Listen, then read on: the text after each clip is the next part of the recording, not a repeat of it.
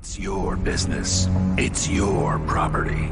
Your assets are worth protecting. Blacklight Investigative and Surveillance Services specializes in patrolling and inspecting residential or commercial property against fire, theft, vandalism, terrorism, and illegal activity. People and buildings are monitored to prevent crime. Keep your property, your people, and your assets safe from threat. Our elite staff are dual licensed private investigators and security guards. Blacklight Investigative and Surveillance Services. Go to blacklightiss.com.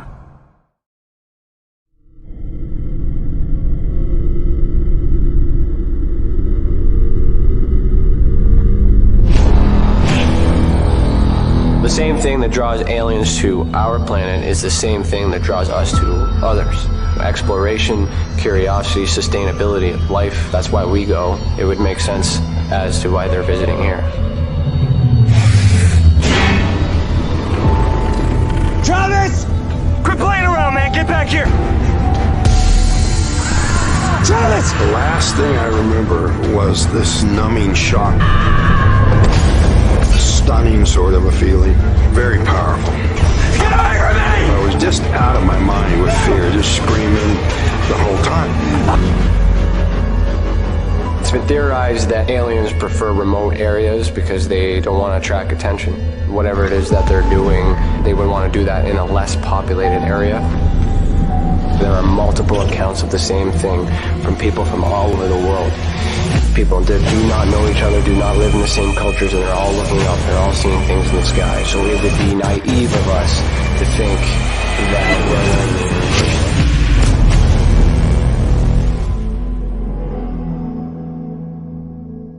we're Ryan is one of Canada's leading new UFO investigators.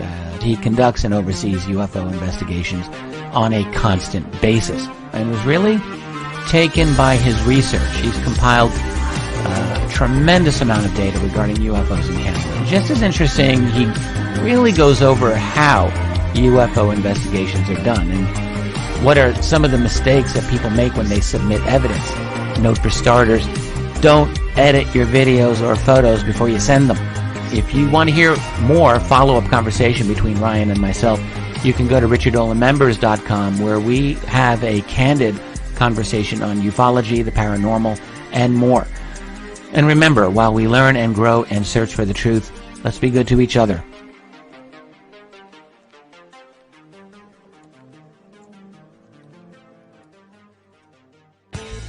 Welcome to the Observation Deck, a state-of-the-art, one-of-a-kind virtual platform that takes video conferencing to the next level by using avatars to navigate a campus, just like you would in real life. First, you install the application and design your very own unique avatar. Then you're free to explore the various areas of the campus at any time from anywhere. There's so many areas and activities to choose from on the platform. There's a 1,000-seat auditorium, a large expo hall, a movie theater, a nightclub, an art gallery, and even a beach. Come attend a conference or take a class or hear a lecture. Meet new friends and interact directly with presenters. It's all right here on the incredible Observation Deck campus. Where in the world will you go?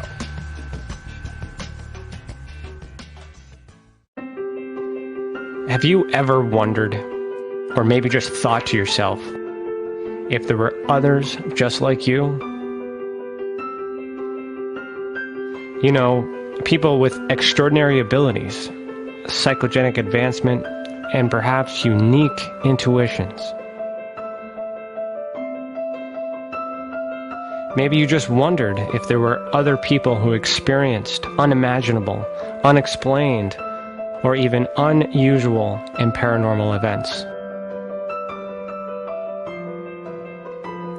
Are there people who have more questions, more fears than answers? Well, you're not alone. You've never been alone. We believe you.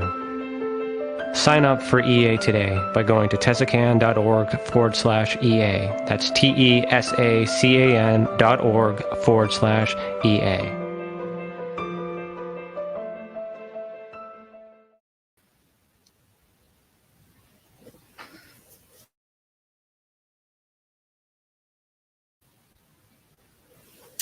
Hello, everyone, and welcome to this very special episode of Lunchtime Q&A with Ryan Stacey, CEO and founder of the Experiencer Support Association. I just wanted to say that everyone, I'm so grateful for your attendance, and we hope that you like what you hear. And if you do, we would really appreciate a super chat. It goes a great way to show us that appreciation back. Only Super Chat questions will be answered today, a minimum $2 donation, and all proceeds are going into the mission for Tessa, and we're sharing our funds that are raised today with a great charity, the Shriners Children's Hospital. So if you can donate, thank you. And just a reminder, we have a mystery box prize that we are giving away today. So if you want to enter into the enter for a chance to win the mystery box, you'll have to collect the magic letters in each segment to make the magic word, which is an 8-letter word, and you need to unscramble it to reveal it and submit your best guess to admin@tessacan.org. Today for this segment, the mystery letter is A, as in asteroid. Again, that's A as in asteroid. And if you haven't already done so, please sign up for Experiencers Anonymous that will be taking place today at 3 p.m. Eastern Time with myself, Cece, as your host. Enjoy today's segment for live Q&A with Ryan Stacey. See you soon. Stay tuned.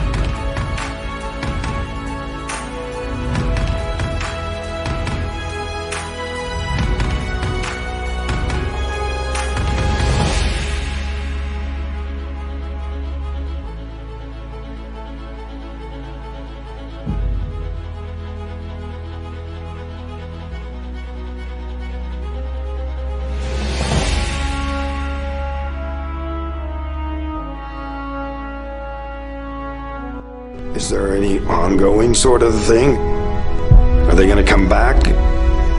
You know, that's a very haunting feeling. When it comes to alien encounters and experiencers, it's easily comparable to post-traumatic stress. It's equivalent to a soldier who's come home from war. It's traumatizing. This really does happen. It's real. And it's been a long, slow process adapting to try to make just surviving it become something more positive if I can.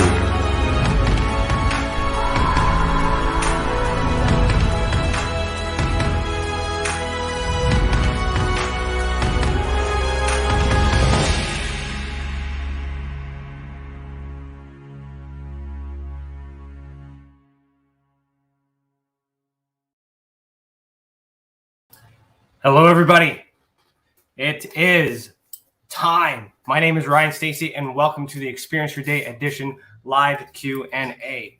I usually run this segment every Monday and Thursday at 12 p.m. Eastern Time, and I broadcast on multiple social media platforms. But today, I'm only here on YouTube and the observation deck. I see you guys. I was kind of playing around with the character there in between the video, and then my cat sat on the mouse. This is live. This is off the cuff. This is random as it gets. So typically, that's the way that it is. And if a question comes in, I normally answer it right off the bat. But today is a special day because I'm wearing pants. Normally, I don't wear pants during these things. It's a special day. But today, you must super chat to ask your questions. Half those proceeds, as Cece said, will go back to Tessa, and the other half to Shriners Children's Hospital. Just click the $sign in YouTube next to your name in that chat box. I will also answer questions near the end of the segment. I might answer some throughout the presentation if it's relevant at the time. Normally I do it throughout, so I'm just going to do it a little bit differently to be a little bit focused today. Now that's easy for anyone who knows me, but what about those who don't know me? Who is this effing guy? Who is this guy? So today I'm going to show you who I was, who I am, and who I strive to be. So sit back, relax, and get those questions ready. All right. So let's start from the. Well, there's my cat there. Let's start from the beginning. 1 second. Oh, sorry, wrong presentation. That was a joke. Can't hear you guys laughing. All right. So let me just see what I got here. So in 2015, all right, my wife and I started a company called Blacklight Investigative and Surveillance Services. Blacklight is a private security guard and investigation company. Every day, my primary job for the last 6 years involved collecting, validating, confirming, and verifying evidence to determine whether or not a crime has been committed and of the location of either the information or missing people. So I'm very good at detecting bullshit and well connected to private sources who can serve justice wherever it's needed and when it can be done. That's essentially who I am in a nutshell. So what is this guy doing, in a UFO conference? All right. So I'm going to tell you. So for those of you who have seen this live off the cuff, I don't normally do slides and presentations like this, but I just kind of wanted to present it in a different way because today is a special day.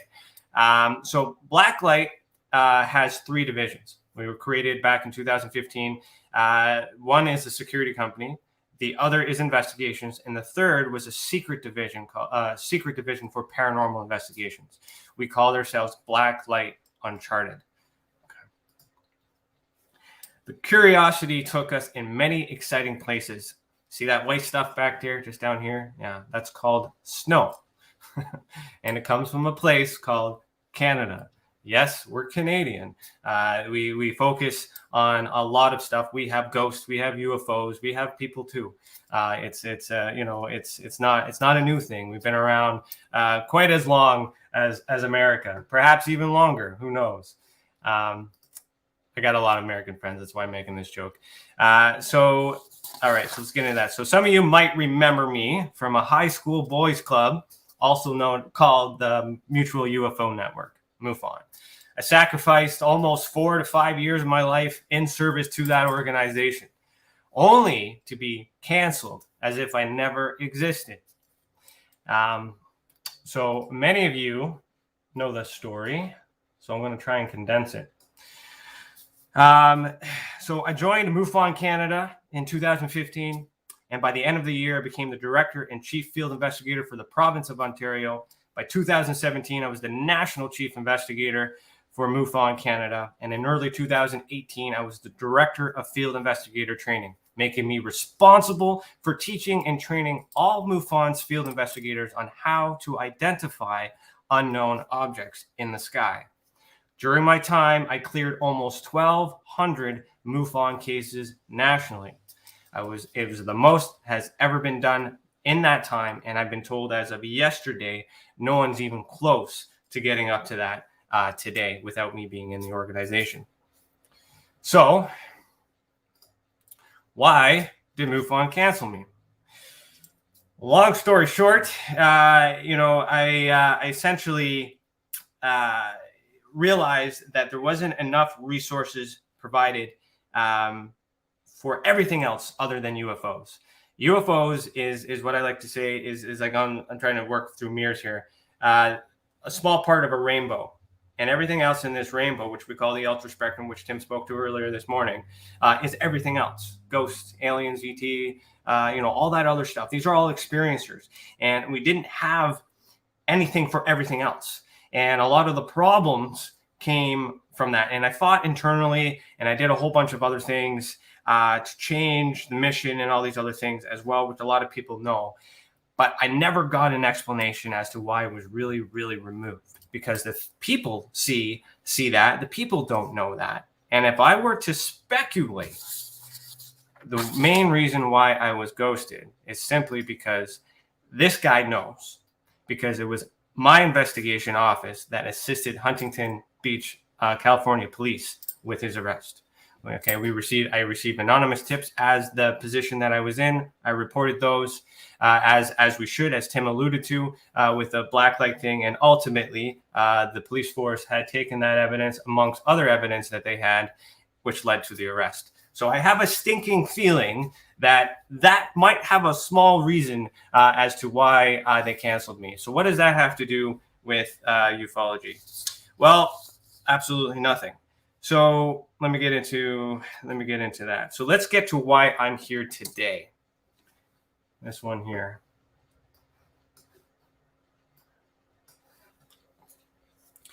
On December 29th, 2018, I received what I believe to be a psychogenic visitation, what some people call a download.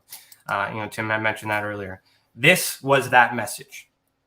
To this day, I do not know who, where, or what it came from. All I know is that there are many people who have tried to interpret the meaning over the past 3 years, and I spent many hours reflecting on what appears to be a map to me, and is what I thought. And it was through this act that I created the concept known as the Experiencer Support Association. So you notice TESA is on the map, the Experiencer Support Association. Oops. So the Experiencer Support Association is a Canadian company. However, we are available to anyone in any part of the world. So what exactly is TESA? TESA is an investigative and support association. Actually, you know what? This is where I'm gonna end the slides, and I'm just gonna do what I do best, and I'm gonna go off the cuff. Let's get this going here.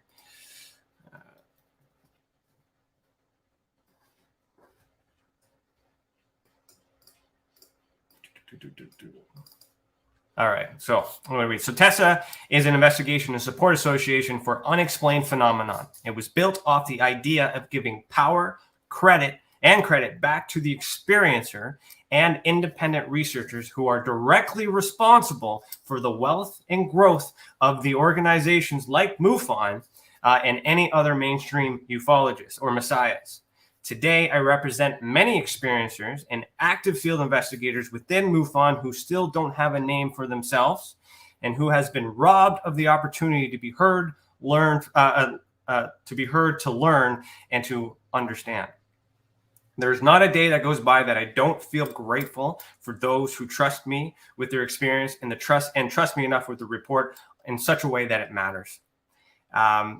If it weren't for these people coming forward and sharing their experiences, I would not be able to do what I do. I would not be able to be here today. All of us wouldn't be able to be here today if it wasn't for that raising. And that's why we were raising money and awareness for the organization. So how do we support experiences? So I'm going to break down the website and do that. I see a lot of comments there. I'm just going to take a quick peek and see if there are any super chats. There is one. Thank you for a super sticker, Tim the Demon Guy. That's kind of redundant, but I appreciate your support because we're going to give that to the charity. So thank you so much for being in here. So you guys are chatting up in the comments. That's great. All right. So what is TESA? So Tim had already broken down the experiencer support for the ultra spectrum. I'm going to focus on the data near the end, but I just kind of want to explain what's available. So on our website, tesacan.org, you can click the About Us. We have a few divisions here. The About Us section here. I don't know why my mouse is doing that. So we have the ANU section, which is the Advisory Navigation Unit, which consists of myself, Tim, my wife, and my wife Priscilla, and Stacey, who is responsible for making sure that all these ideas and everything that comes our way is navigating according to the philosophy and the concept of the Experiencer Support Association. So make sure that everything that we do is within the best interest for the people. And that includes data oriented and everything else. That includes everything. The IRIDU, so the Evidence Review Intellectual Development Unit, currently consisting of myself, Tim, Alex Mistretta, which you'll see later, and perhaps in the future, Serena Dracis, which you'll see later, and maybe Dave Petrella, who is in after me. These are all teachers. These are all people that are educators that will teach experiencers how to do what it is that we do, and how we can bring it all together and educate and validate and encourage experiencers to come forward and to develop those psychic abilities and no longer be afraid. The Experiencer Support Association, that'll give you a rundown, a video that I made years ago off the cuff of the idea, social media. And then if you really want to know everything that I've done, you want to fact check everything that I've ever said or anything done, you can find everything on that page there. All the news articles, citizen journalists, some reports that I've done, some surveys. We'll get into that. Where is this? I like this label here. Where is it? So these are articles about the governments that I retrieve. So there's a lot of people that I put government documents out here in Canada, and a lot of people steal them, and then they write and they become famous off of my work. It's a thing, but you can kind of fact check your own to see which of those things there, because I keep track of that. Credit where it's due. I was on TV once. I did Alien Cosmic Expo in 2017, 18, 2019. That was a MUFON event. Got documentaries in place and things like that too. So I'll get into that. The report part, I explain that element in the Ultra Spectrum video with Tim the Demon Guy Morrison. So if you're tuning in today for the first time, just go back and watch that on the replay, either tomorrow or whenever you have time. And then I will break down the reporting part. I'm going to skip that for this segment. So then these two portals I'll break down at the end. But if anybody ever wants to join the organization, you can click membership. That'll bring you to our YouTube channel. You can join. There's bonus content, other things, intimate things that you can get as well. And since we're broadcasting here on the observation deck, there are some plans in the works after this event is done. And thank you so much for your assistance in elevating this event for us. That our members in YouTube will also benefit from some perks from the observation deck as well. So we are partnering up for 2022 in many ways, and that will be, I'm really excited about that. If you guys want to be a partner of TESSA, you guys want to work with us, you click on that, you fill it out, you basically describe to us what it is you want and how you want it. And we go from there. And of course, you can volunteer and you can provide the service in a wholesome way. Tim, Chantel, Priscilla, Serena, Alex, Dave, trying to make sure I didn't miss anybody. Now John Majorowski, they're all volunteer their time. These are all people that do a lot of things for the collective, and they don't get the opportunity to be heard. And today is that day, not only for you, but for them to show all the stuff that they've been doing behind the scenes, to give them opportunity to be the best that they absolutely can be. And that essentially is the Experiencer Support Association. We do have a store and merch, but it's not set up right now. Don't worry about that. So that's the collective. So we assist experiencers and we assist investigators. So there's two portals. So the Experiencer portal, this one is kind of very, very good for you to browse. So events such as Experiencers Anonymous. So today at 3 o'clock, if you go to tessacan.org and you click Experiencers Anonymous, what that will do is it will bring you to this forum. If you don't have the link in the social media in the newsletter that's been going, you can fill this out, put your name in, we'll get an email, we'll check it, we'll send you the link before 3 o'clock so you can get into that. What is EA? It is a private meeting for experiencers to talk to CC one-on-one about their experiences. It's a special edition today. I'm going to be there near the back end, perhaps. I'm going to take a little bit of a break, but then I will pop in the end. And there'll be a special presentation with me as well for you experiencers who have done that before. It's really a good place to get together and talk, and we're hoping to do more of that here within the observation deck. I keep gesturing over here because that's where the observation deck is. My laptop is right there. That's why I keep pointing to that. So I'm really hoping that that's going to elevate that too. So you just put that in. If you want to subscribe to our newsletter, we'll do that for you. But if you want to subscribe anyways, just click subscribe right there. Okay. And fill in your email address. So apart from those events, this Experiencer Day is a new event that it will be annual. It was decided last minute. We threw it together. We're here.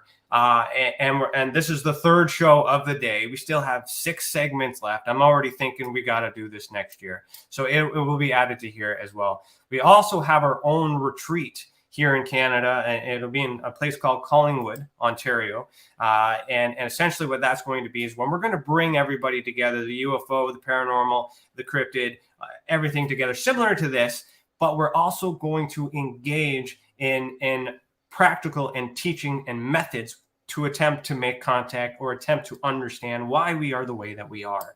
So it's a retreat, not a conference. Understand the difference. That is something that we're actually going to study. We're going to do some science. We're going to work together. We're going to challenge our abilities. We're going to try and figure out if contact can be made. And how do we do that? With our studies, because we have a pinpoint data that allows us to hypothesize, okay, as Tim alluded to in the ultra spectrum.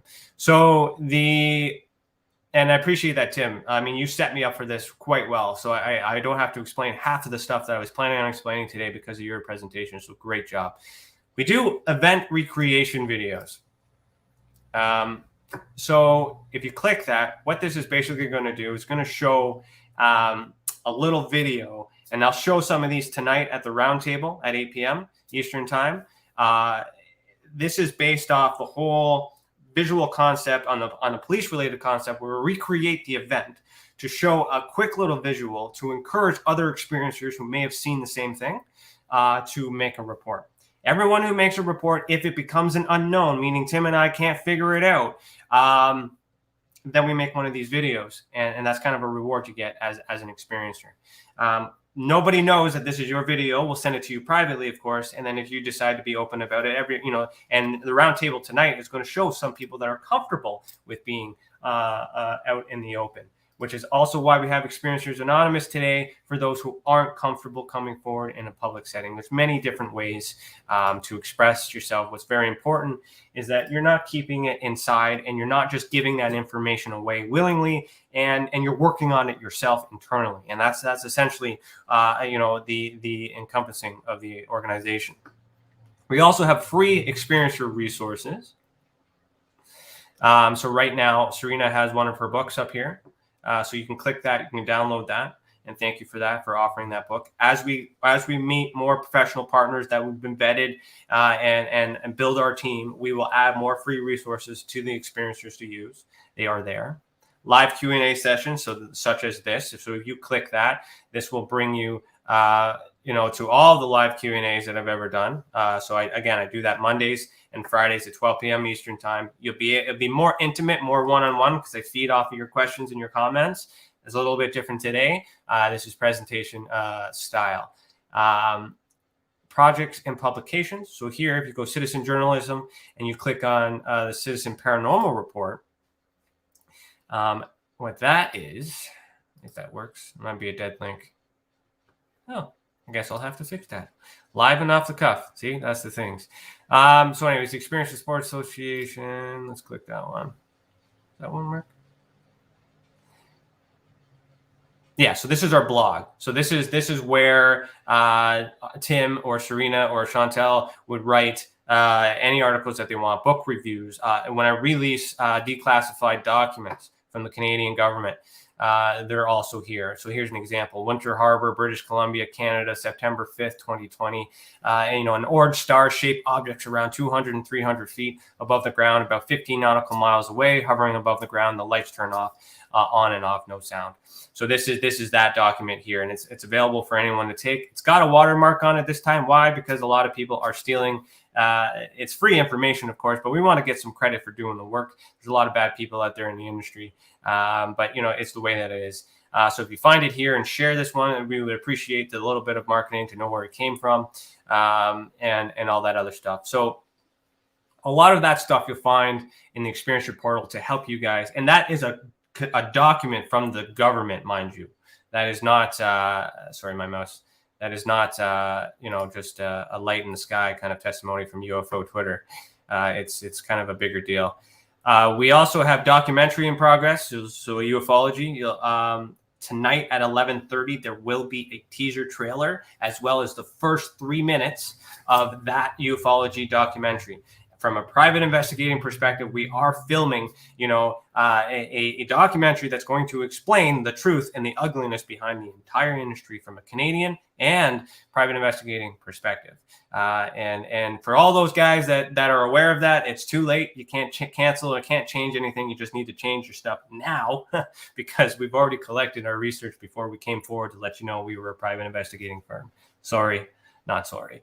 So we're also doing, so I also have a podcast called Beyond the Tinfoil Hat, which is every Thursday at 8 p.m. Eastern Standard Time.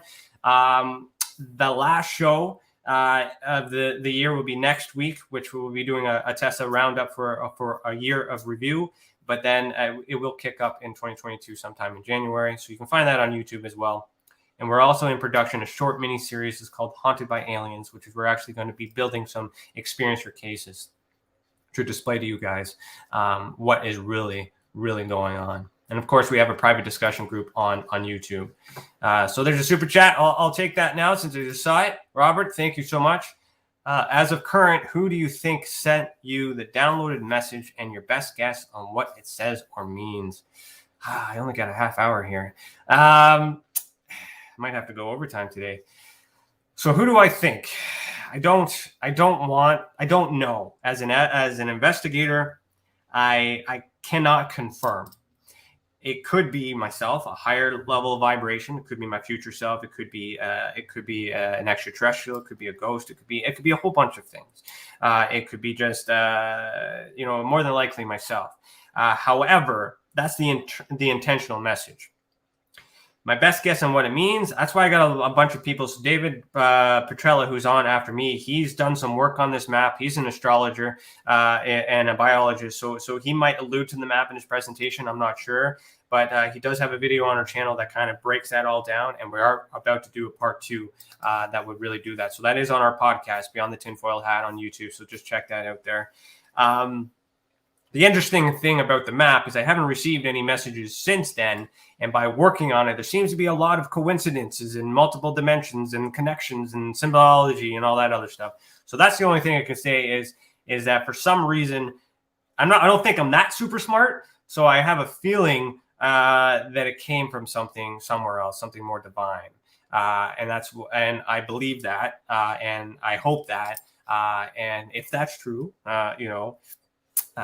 send next download I get, send the instruction manual because we're still trying to figure out what we're supposed to do with it. But you know what? To be completely honest, when you look at it, if we go back to the map here at the top, I think the idea is not necessarily for me. I think by presenting it, it will attract. And perhaps this message, this is not meant for me. This is meant for you. This is meant for the experiencers, the Experiencer Support Association. You guys can figure it out. We all can figure out what it means. There's many interpretations of this. So all I can say is that I don't know what it is. I just know it was a thought. It was an idea. I don't remember creating it. So there's that. And we've been interpreting it ever since. And a lot of good things have come from it. Nothing bad has ever come from working with this map. That's the only thing I can really say. Good. Thank you for your question. Thank you for your contribution to our charity as well and the Experiencer Support Association. Thank you, Robert. Okay, so let's get back into that. I'm just trying to be mindful of my time because I normally go off the cuff too a little bit later for these episodes. I'm on a time frame today, which is new, and I don't want to break the rules. So let's get into the investigative portal.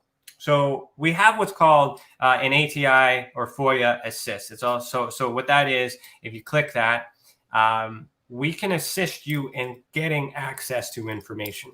Our private investigating firm, Blacklight Investigative Surveillance Services, does this on a constant basis for court, for a whole bunch of things. It's the same process for UFOs. You just need to know all these things to get them for you. If you think that there is an event that has happened that there's documents that exist, you fill this out, give us the specific answers because these are the things we need in order to do this request on your behalf. We'll get it. We'll pay for it. We'll get it and we'll publish it and we'll put it on the website. You just got to tip us off on what you think is relevant. So if you spend the time in doing that, we will do all that work for you. You just got to point us where to work. Right now, Tim and I are focused on Canada, but we do have other people like John Majorowski tonight for UFOs with Borders. That's him comparing UFO data in USA with Canada. So we're actually going to bring the borders. And as we do that for a little bit, we're hoping to bring in some UK friends and start having a conversation in the United Nations kind of way about bringing the pieces together to see what makes sense, because they were all in it during the Cold War. All of us were together. Even though we were fighting each other, there's information and interpretations from all sides. We have to work together. And that's why we're doing UFOs Without Borders tonight as the closer at 9:30 p.m. Eastern Time. So disclosure in Canada, I will leave that one for last because that'll be the meats of it. We also have fraud and reporting. This existed back in the day when I worked with MUFON. It was this form that someone had used to report these allegations, against Mr. Harzan, and it was through this process that we were able to work with the police organization, and ultimately through other evidence and whatever they collected is why they were able to lead to the arrest. Now, that is a very unfortunate thing for the entire organization.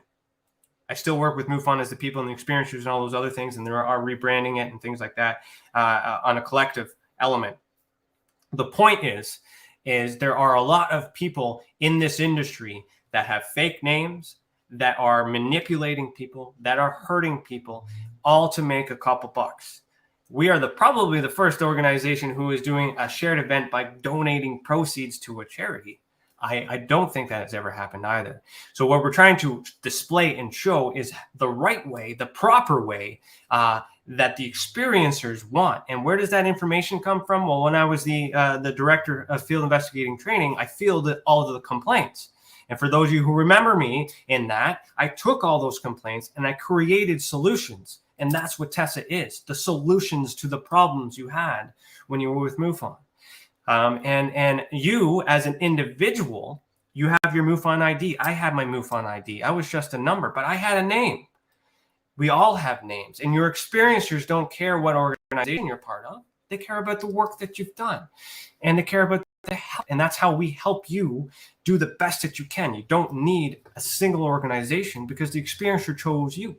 But if that's the organization in which you were chosen to through the marketing, then give credit where credit is due. But don't forget that you are the reason that any of these organizations grow, and hold on to that. So we also help investigators in that way too, because they're more than likely, like myself, an experiencer who's trying to find other people that had things that happened to them the same way. So field work. Once this scenario we have in the world ends, we hope to do some events where we're actually going to show people how to do a paranormal investigation from a PI perspective, how to look for a skywatch from a PI perspective, and how to search for monsters from a security, safety, and PI perspective. Now that we have this streaming platform with the observation deck, we could include a live element to that. And of course, we'll sell tickets to that at that time when we do that. But, so this is kind of a huge thing, a good crossover and promotion thing. So I'm really happy to do that. The Ultra Spectrum, that is what Tim talked about this morning. So if you click that, it will explain in detail the scenario on how it works. If you want to use it, you can. We use it, and when we publish our paranormal report, our ultra spectrum paranormal report, we will show you how we use it, so you have an understanding. Also, if you click that link, it explains in great detail why I decided that the Valet and Hynek classification scale was obsolete. So I'll give you a little bit of some feedback. I spoke to Paul Hynek, which is Hynek's son. He told me that this would be challenging, but the family, I have his blessings to do this. I'm working with this. I haven't talked to him since. I haven't had the opportunity to talk to Valet, but even by Paul Hynek's testimony, Alan Hynek and Valet considered their classification system too basic during their studies, and they haven't even used it. And it was MUFON who adopted it, and they marketed it because it wasn't being used, and they piggybacked it off that all the way up to 2015 when I used it and I saw it for the first time and I thought it was garbage. And then that's why we created the Ultra Spectrum Paranormal classification system to not only to show you that it's garbage and how important it is that we connect everything together.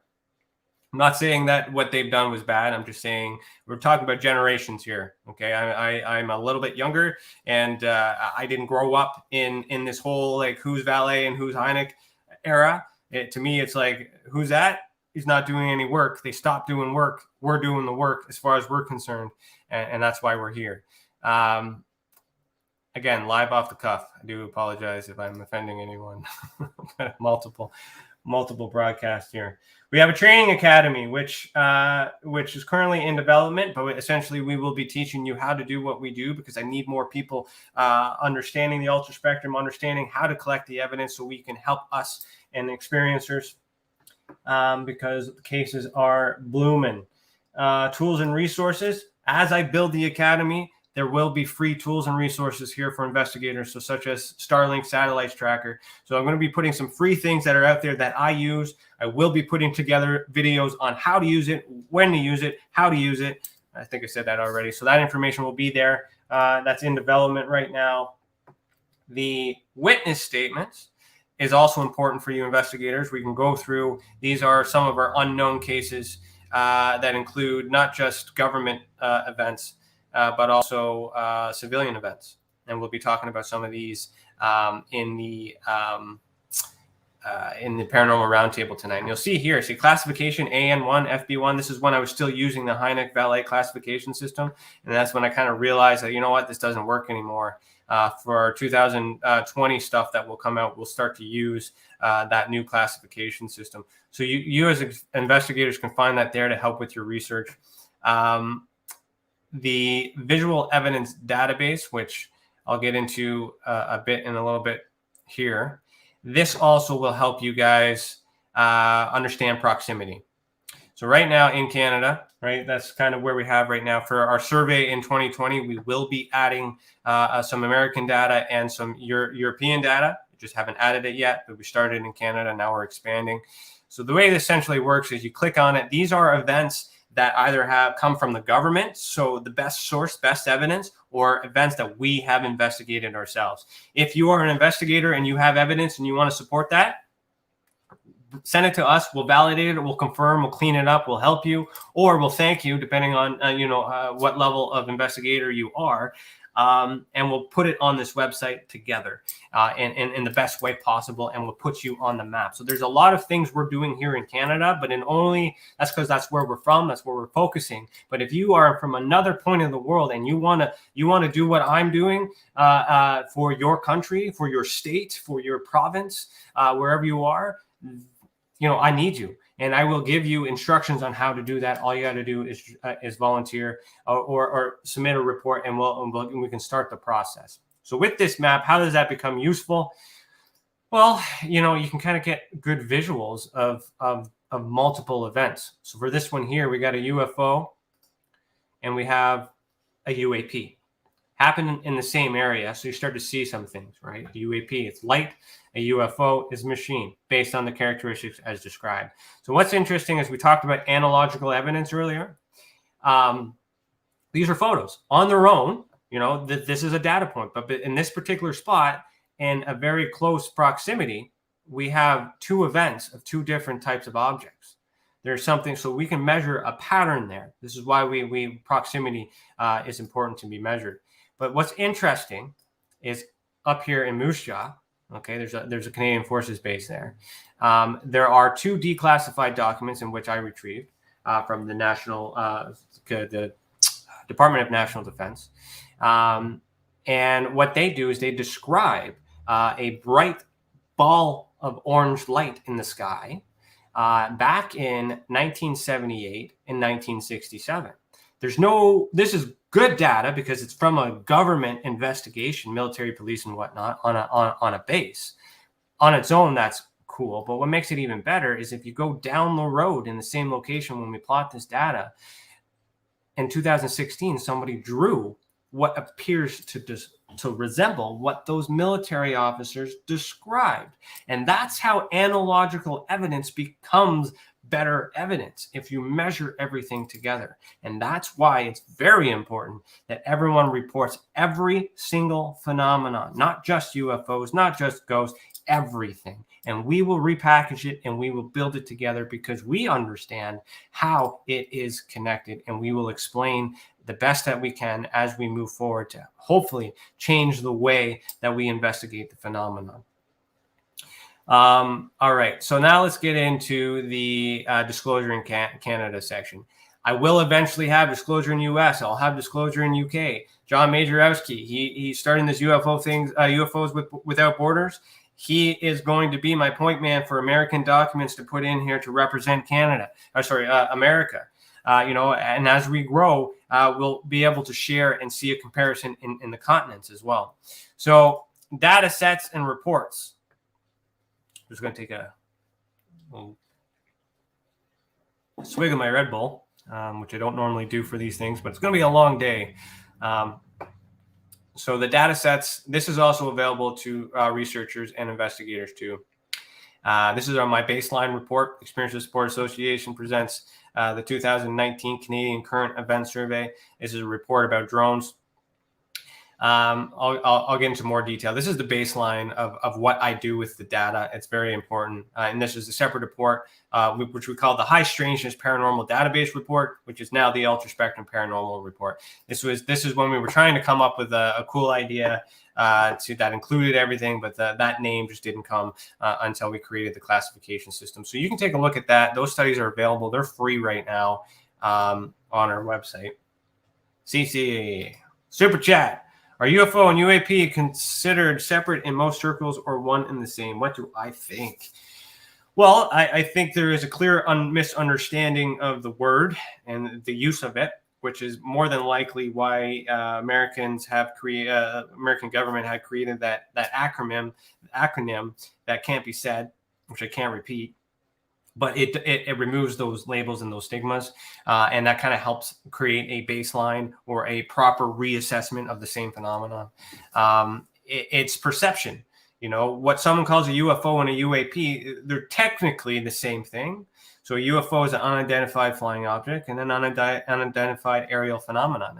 A flying object in the sky is an aerial phenomenon, but with the ultra spectrum, we break that down as aerial activity. And then you, as the experiencer, can call it whatever you want. But we need to translate that to the root. So whenever we use words, these words in English language, mind you, are originated from Latin or Greek words. And those words mean things. So like, like paranormal means not normal, which like a simple way of explaining UFOs. UFOs technically are paranormal. No matter how you break it down. So there's data for you guys to look at. This Canadian Current Event Survey, this is the first one that's been published in 2020. So I will be doing the 2021 report.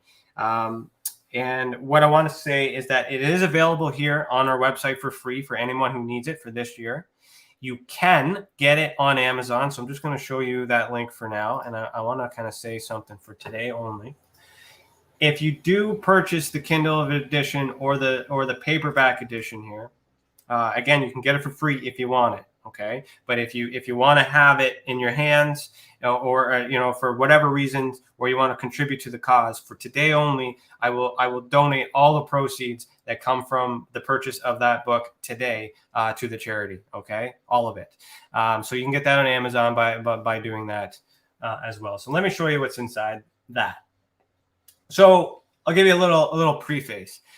A document comes out. Okay, here's the real world. People look at it, they read it, they hold on to it, and then a journalist tries to write about it and they tell a story, and then the experiencer reads it and they're looking for the woo and they don't find it. It's just this process, but everyone clicks on the pages and everyone gets those clickbaits and that ad monetization, and everybody does it, and they spend all this time, they're writing these stories, and it sounds great. However, it doesn't do anything other than speculate or poison the pond a little bit more. So what we do is we take those documents and we table it and we measure and we break them all down. For those of you who are Canadian, you can also get a copy of these in the libraries within Canada, the archives. We've donated a couple copies to them as well, in case the world ends, mudslides and things like that, who knows. And at least you'll have a digital copy. So we put all the data in here. I'll explain this more when I have more time. But essentially, what I'm showing you is trends and patterns on this is the nuts and bolts UFO one to explain to the academics that are so smart sometimes that they're really dumb because they can't understand paranormal and psychogenic activity. The ultra-spectrum paranormal report, the second report that's in development, will be a little bit more complex. But if I can't get, I have to explain that to these guys. So this is a dumbed down report for ufology. But essentially, and I'm talking about the academics, experiencers, this is good information for you as an experiencer. We're actually seeing trends and data of what's been reported by the Canadian government from only government sources.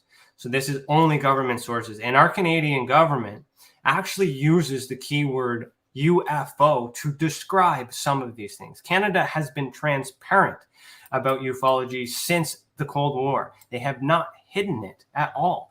They just stopped investigating it. And there's a bit of a process into doing that. So we are picking up where they left off in terms of the investigation. We are getting the data from the RCMP. We're getting the data from OPP because we're in Ontario. We're getting the data from Canada. We have professional partners within the inside that are working with us to communicate in such a way that allows us to get some information to do some work. Why is Canada so transparent about it and US is so closed about it? We will talk about that tonight at UFOs Without Borders.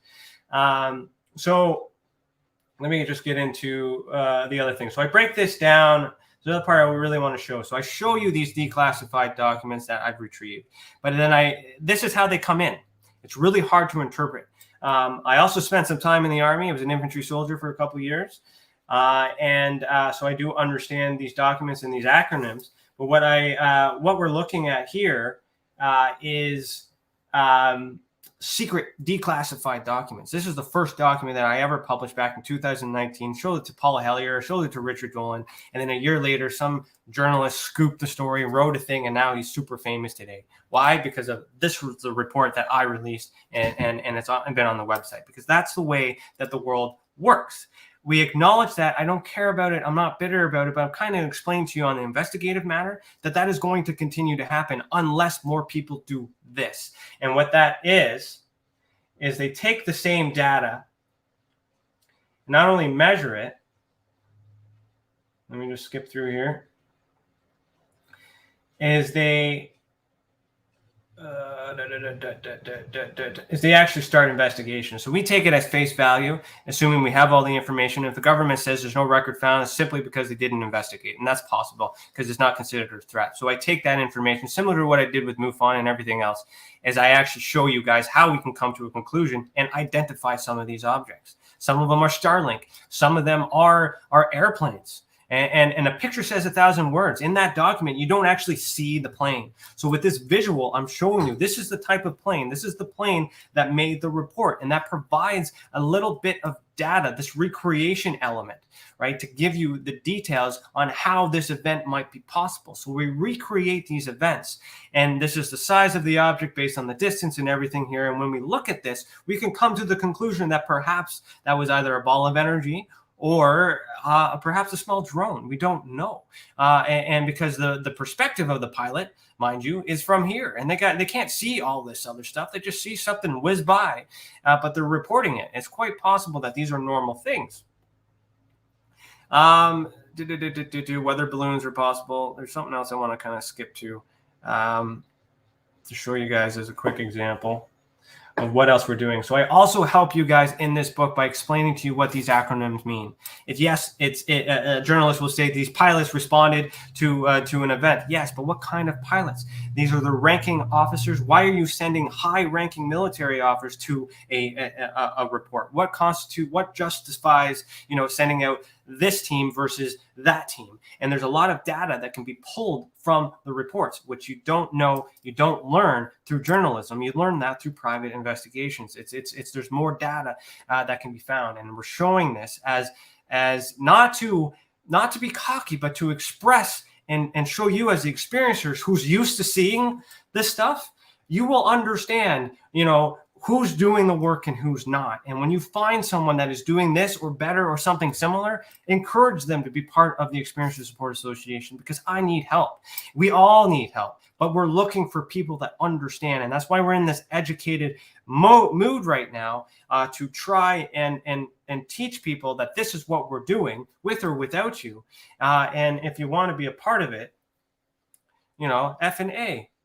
Now, here's an interesting thing. These are crafts that are responding to a light chasing an aircraft. A light at a high rate of speed that is not on radar is chasing an aircraft reported by a pilot. And these, as a visual, are what are responding. That gives context. What are they responding to? And why them? Why those crafts? You got to look into, are those the only ones that were there on that day? There's a lot of information, and of course they redact, but if you break it down, you can assume or speculate what is underneath the redactions. There's a way to do that, and we spend a lot of time breaking that down. That's why it's a year study. The 2021 one is in development as well, which will compare previous years. Now, let me see here, skip through. So I break that all down to help educate you guys on how that data is important. This is a drone. This is what these things are. And just because the Canadian government or any government isn't telling us the truth, they're giving us information to find the truth. I've always said disclosure has already happened.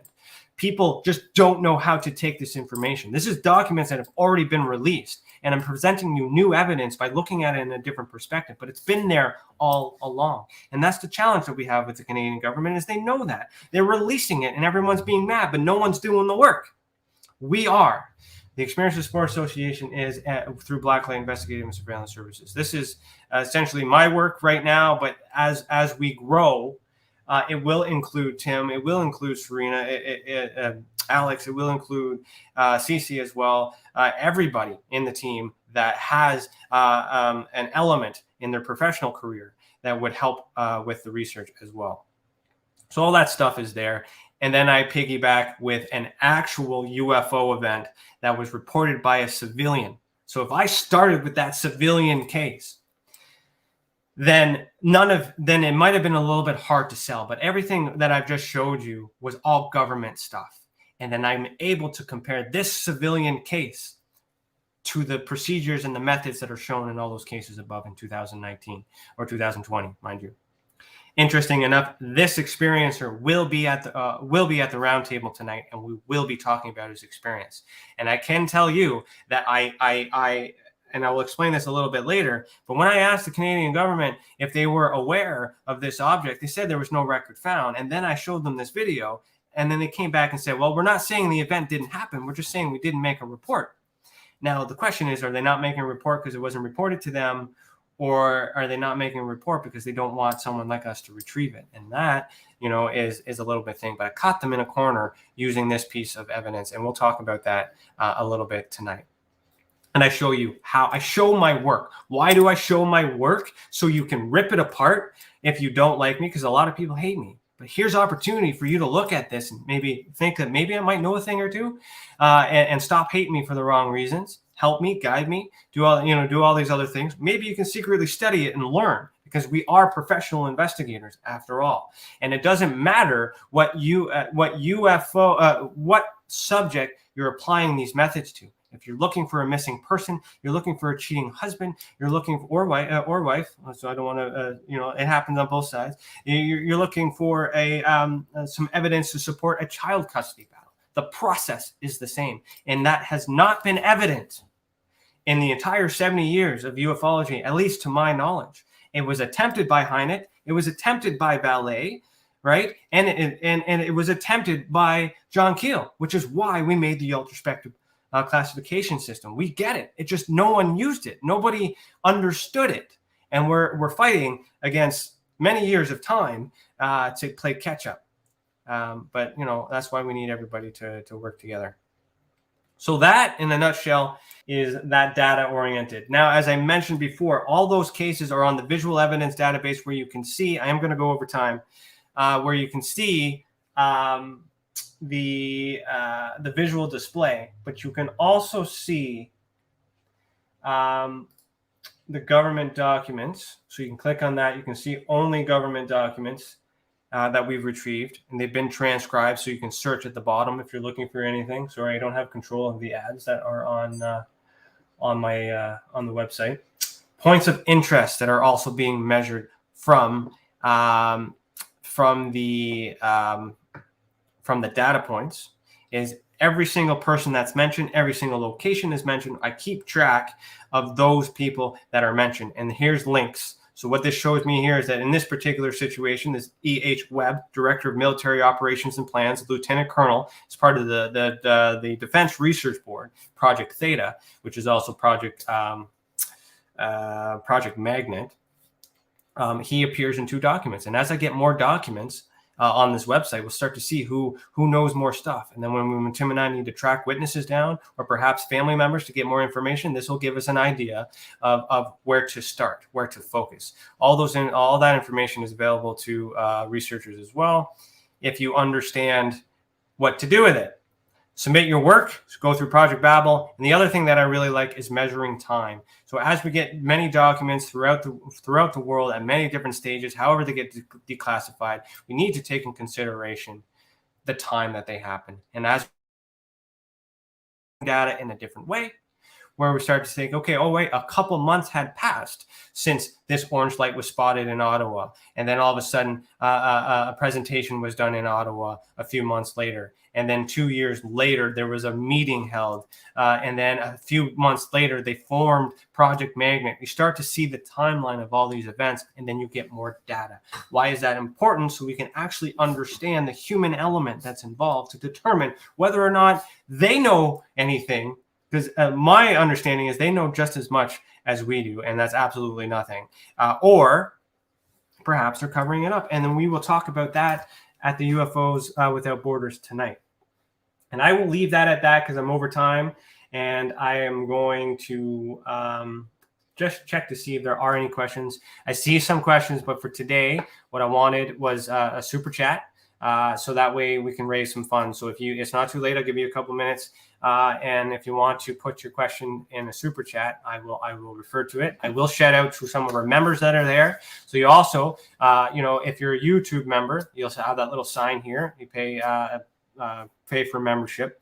We always acknowledge your comments as well because you're paying a monthly subscription, and that is something that we'll do. So I'll go through the member comments right now. If you guys want to super chat or become a member, you can do that. And then next up is David Petrella.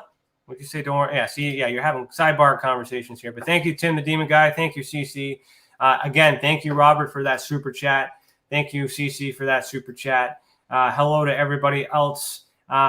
Lisa, I see you. You'll be at the round table tonight, so thank you so much for being a part of that. Serena, good to see you. You're up this afternoon, so glad you're tuning in.